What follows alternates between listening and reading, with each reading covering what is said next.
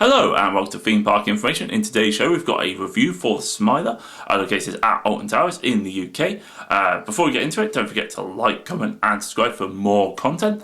Right, so the Smiler is actually a really difficult ride to review fully. It's one that I've already done a couple of times on my channel, partly because it has pros and cons, and judging which is better with it is really awkward.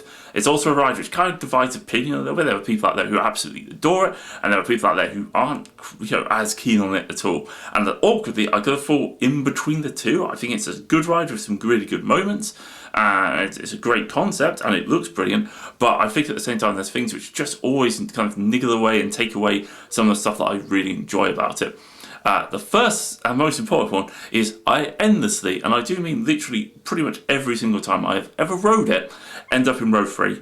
I don't know what it is, I don't know what the likelihood of that happening is, but literally I was even saying to my friend in the queue line that we would be in row 3, and lo and behold, we were. It's really worrying. It's one of the things where it's like, I'd love to experience this ride at the front row at some point, but as yet it hasn't happened, and it's really frustrating. How even the back row I'd love to give a go at some point. Just one of those things where it's just like, look, can we just get that front row ride on it at some point sooner or later? Because it might completely flip and change my opinion of what I think of it. But as it happens at the moment, I can't describe what the front row is like because I've never been on it.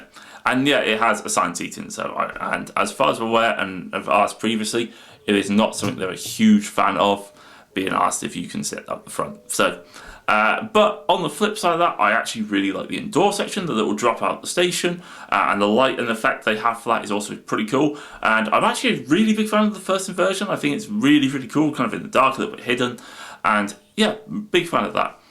I think the other things I'm a huge fan of is the overall theme and that kind of like idea behind the ride is really cool. I absolutely also love the fact it is just a massive twisted track everywhere. There's obviously inversions all over the place. Looks absolutely amazing. Has a great colour scheme.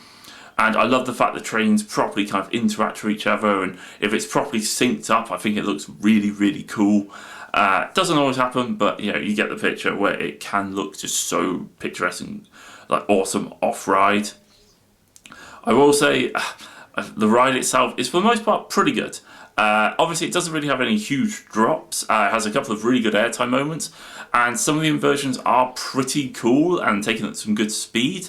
I do however feel that the last little bit of the ride with the couple of like, I'm just going to them as barrel rolls, they are extremely rough, and I think also halfway through, I'm not sure if it's the Batwing or the Cobra Roll. I know they're both at that end of the ride, right at the far end, but that is where this is just a bit more shaky and rough and uncomfortable.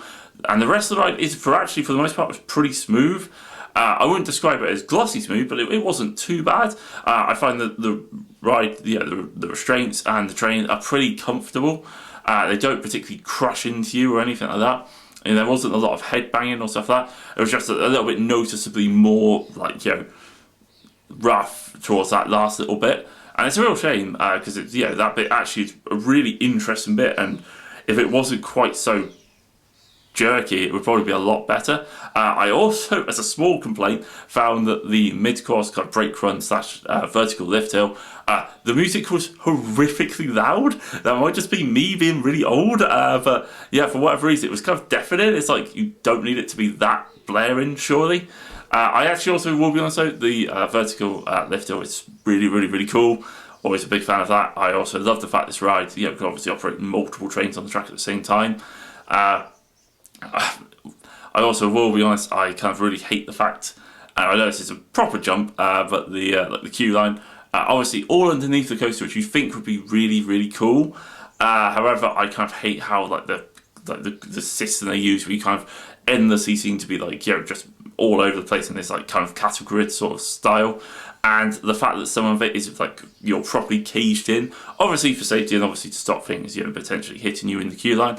But it is really frustrating because it's just like, wow, that's great. Effectively it's like, like being a long cage for like section of the ride. And especially when it's not the most interesting queue line, I do think it can maybe do with a few more theming elements, a bit more colour, maybe open some of those spaces up a little bit. I actually also will be honest, I'd have happily queued up so you actually, obviously it has a properly long extended queue line where you go all the way up to the very top where like the first couple of drops are, and then work your way back down towards the entrance. I like prefer to queue there than like in the huge stupid cattle pen. And also bear in mind, it did actually have like a 60-minute queue, and you do actually surprisingly go for it quite quickly. You don't move huge like strides at a time, but you do just seem to like just eat away at the queue and stuff like that. But it's not the greatest ride to queue for, and it never seems to have like a 10-minute queue. It always seems to be like an hour or so, which is really irritating. It makes re-riding it or going on it multiple times in the same day really difficult, unless you get like a fast pass where you can just go on it as many times as you like. Not sure if I'd recommend getting the fast pass for it. It depends how desperate you are to go on it and how many times you want to go on it. But I will be honest, the overall score for the ride, and this is what I mean, this is what's so difficult about it, is there are good things, like how it looks, like, actually some of the airtime, the theme of it, the colour scheme, actually the trains are pretty good, the trains are pretty good, it has okay operations. It could potentially do little things like, if it had a separate onload and offload station, would probably massively help. I also think potentially it could actually have maybe like an extra brake run here or there, potentially, because it's quite a lot of track, which is also great. You do get a lot of prime ride time with it as well, which is a really good thing. But I mean, at the negative side of it is some of the inversions are, there's some really rough patches. Some of the inversions aren't particularly inspired or interesting. Even though I have actually also been thinking about that point, and I was thinking about Time Road Steel Curtain, which is a ride which pretty much has really crazy, unique inversions, and even that is a bit like, they're a bit forgettable.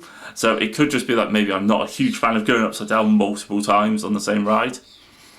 So that could just be personal preference, but I think it still kind of stands where it's like they do have a lot of like dive loops, for example, where you effectively start quite high up with a little twist and then dive back down towards the ground. That happens God knows how many times on this coaster, and that's maybe somewhere they could really improve. But overall, I will be honest, I think I'm going to give it like a 7.5 out of 10, maybe like a 7.8 if I was being really generous. There are stuff I really enjoy about the Smiler, but as I said, there's things that really do irritate me. At least it didn't actually break down when I was in the station this time, which is a massive improvement to what's happened previously. Nothing like it breaking down when I'm in the station and being put in row 3 at the same time. But amazingly, that didn't happen. Like, Jesus, what will happen next? I'll end up with a front row ride on it? Crazy. Anyway, hopefully you've enjoyed the review, the videos, and the channel, and I'll catch you guys on the next one.